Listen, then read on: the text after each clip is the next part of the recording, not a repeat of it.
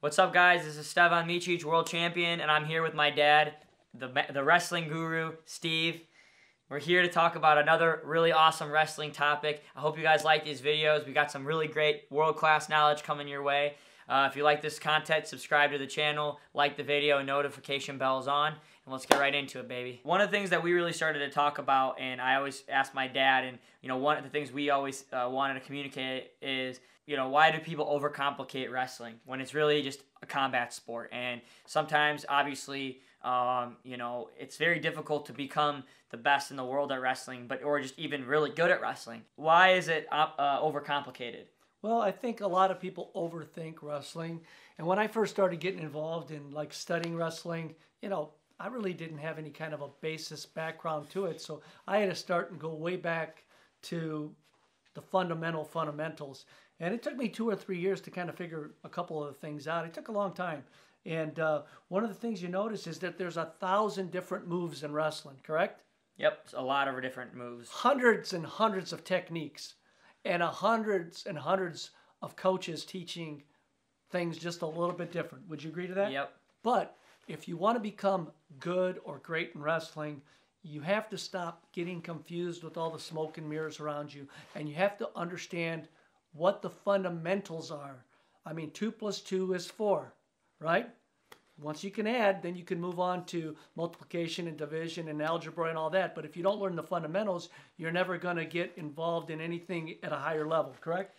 Yeah, exactly. I mean, there's a lot to it, but at the end of the day, like my dad you always told me, wrestling isn't rocket science. And I think that's like one of the funniest things, because sometimes it feels like it can be rocket science. It feels like it can be really difficult to find the answer out. But I really do think there's a simple formula that can keep it really simple, and things that you need to know to become a better wrestler. Go from a good wrestler to a really good wrestler, and then what makes a great wrestler, because there's a few different points that I think that I'm going to touch on that make a wrestler great. And I know whenever I say these points, some people are like, well, that just sounds really simple. Well, it's like, well, it's simple, but you're not doing it. That's the problem. It's simple, but you're not doing it. Or I already know that. Well, good, but you're doing all this other stuff here, and you're not focused on those 5 or 6 areas. And I'm going to go over those really quick, and Stevan, jump in whenever you want to. Yep. But basically, what's first? Wrestling, you've got to stay in a good stance.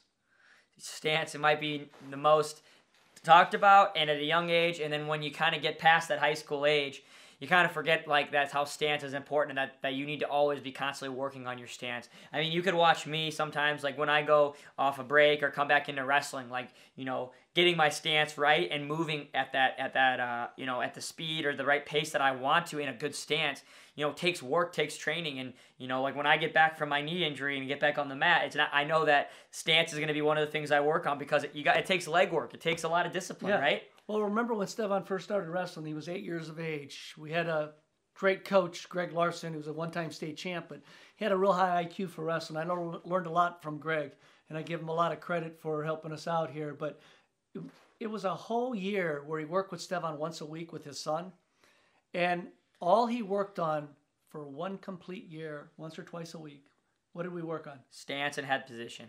He would not teach us one wrestling move. He actually pushed Stevan around, snapped him around. He's like a 30-year-old guy, 35-year-old guy was pushing, snapping me around, and I'm 9 or 10, getting shoved around. I felt like, in Karate Kid, where, he's Mr. Miyagi, because I was like, when are we going to learn wrestling? I didn't learn it. I had to learn how to keep my stance. Wax on, wax on, wax on, wax on for 1 year. One day I came up and his son Evan, we would just do head positioning with our hands behind our back, trying to fight for head position. And one guy snapping the other guy. And the other guy snapping and pushing the other person before I even learned to shoot a shot. So one day I came up to him in maybe the 8th or 9th month, and I said, Greg, are we ever going to learn a wrestling move? And Greg looked at me, and I can remember to this day what he said. He said, Steve, do you want Stevan to be a great wrestler someday? I said, yeah. He says, then be quiet, get away inside. If he can't stay in his stance, he'll be worthless. He can learn 1,000 moves. If he can't stay in his stance, if he can't be strong there, if he can't learn how to wrestle and be in a great stance all the time, he'll never end up being good. I kind of said that makes sense. I don't know anything about it, so I'll move over. And until obviously 20 years later, where you are a student of the sport. And I understand how important that is. So coaches, dads, kids, if you think you know your stance, you probably don't know your stance. If you think you're really good there, you probably need to revisit it. Even at the highest level. David Taylor, Kyle Dake. These guys probably have to go back. Kyle, after wrestling the Japanese guy, probably has to go look at his stance a little bit and see what happened there, right? No, for sure. It happens. It's happened to you. You revisit it, you get back. That's number one. Get in a good stance. Learn how to move in your stance. Learn how to stay in your stance when somebody's, pushing you around, moving you around. The next thing, I think, finding a good high-level attack to both sides of the body. I didn't say one side of the body. I didn't say you have a really good single leg or a really good sweep single or an inside carry or something like that. You're able to attack the left leg and the right leg about evenly. Yep. And you can. That means the reason being is because guys have a lefty stance, righty stance. Guys can block one side out better than the other side. Okay, being able to have multiple options that are high level goes a really long way. I remember there was some good wrestlers when I was kids that remember one guy, he had a really good single leg, but it was like all he could do was a single leg to one leg, and he was really good at it, but it was just like he only shot a single leg to one side, and it was like it was only a matter of time where it ended up kind of catching up to him, and it made it really difficult to switch to the other side of the body, have a high crotch, have a knee pull to the other leg, another sweep to the other side, whatever it is, a step through high crotch. Anything that it is, but having an attack to both sides of the body is extremely crucial. Now, obviously, you can favor one side, but I think having both attacks, like I always have my knee pull or my head pull single to one side, and then my other side I have my knee pull double leg or my high crotch. So I know what I can do to both sides of the body, and then I'm dangerous on both sides of the body. Just to add into what he's saying is have a shot to each leg, but don't be. Coaches are going to show you 100 different things. Find something that works for you and then master it. Don't be a jack of all trades, master of none. You want to master something here. You want to become like, I got the best single leg and I got the best high crotch. And the way you do that is by making it unpredictable, having variations of setups to get to that shot. Same shot. Different setups. Find 2 or 3 ways to get to it. Different setups. So the guy's always a little bit, he's not sure what you're doing. When you're doing it, boom, you're taking a shot. So find 2 or 3 setups to each side. That'll be the key to you getting to mastery level of a single or a high crotch. 2 or 3 setups so that you can mix it up. Don't become predictable. So to go off of what he just said, finishes. You you get to the leg, you finish. So now, we're building in, we're finally on the leg. Once you get your hands locked, you're not giving up takedowns, okay? Because at the worst, when you become a good finisher come to the next level, keep it simple. You're not shooting, getting your hands locked, and then getting scored on, or getting your hands broken and then getting scored on. A good wrestler, if I'm getting to the leg, the worst case scenario that's going to happen to me is I just don't finish. Like, there's not really going to be a time that I'm going to get to a leg and then I get scored on. Spending time on a leg and to where the point where you know how to keep on a leg, not expose your back, and be able to hold on to the leg at worst. And from there, you just kind of build up and define your positions of where you finish best. Working around angles, split in the middle on a single, like high crotch crackdown, whatever that position is for you, finding where you're good at it. But not giving up points is like the most crucial thing I have to say about finishing. I know this isn't overcomplicated. It's super easy. It's super simple, but that's the first step to being good at finishing is getting to a leg and not getting scored on. Because now, if I'm not letting him score points on me, I'm the only one who can score points there. Next area. The next area is leg defense. Having baseline defenses first. Obviously there's guys who are going to have different body styles and body types. That wrestling, some guys are going to be better at head blocking and down blocking than other guys.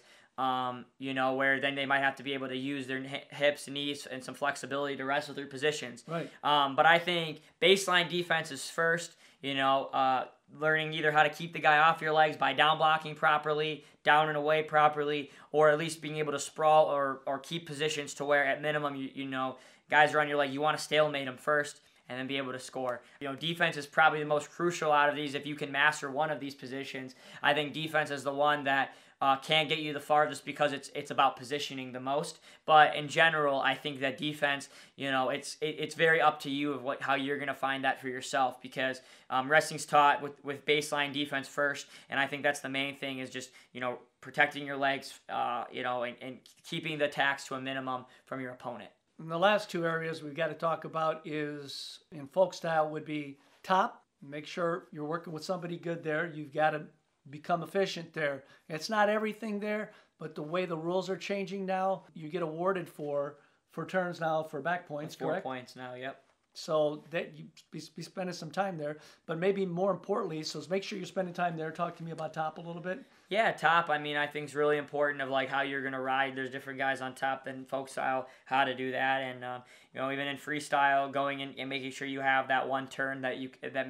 can make you stand out and that can kind of cause an X factor, whether it be a lace, a gut wrench, high gut, low gut, In folk style? In folk style, having like a tilt or throwing a leg in or being a crossbody rider like I was in college to a ball and chain tilt. So it was just something where, I kind of found something that worked for me and I stuck with it and was able to, find success there. And then the other is bottom, bottom wrestling. That'd be like defense in neutral positions, defending. It's like getting off the bottom.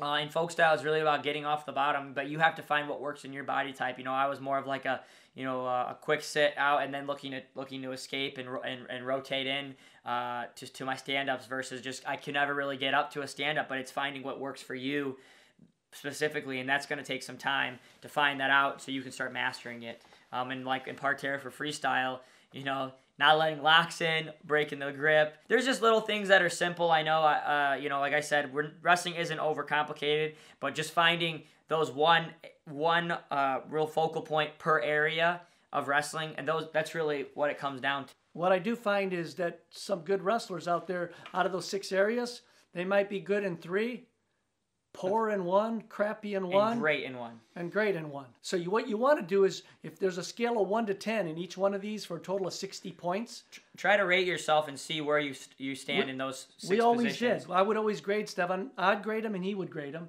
And like in each position, okay, on bottom we're like a 6. For example, we want to get that to an 8. On top we're like a 5. We need to get that to an 8, right? Yeah. On a neutral we were always a 9 as far as getting to the leg. Then we were maybe a 7 at finishes. So we got that up to a 9, right? Yep. Defense, maybe we were a 7.5 or a 7. We want to work that up. So each of those 6 areas then work on improving so that you're ultimately a 10 in each area, which you never will be. But that's what you're striving for. So don't overthink it. It's not rocket science, guys. I think it's pretty simple, but it's about discipline. It's about being honest with yourself and where you need growth. But that's it for today, guys. Thanks for watching. World champs in everything we do, baby.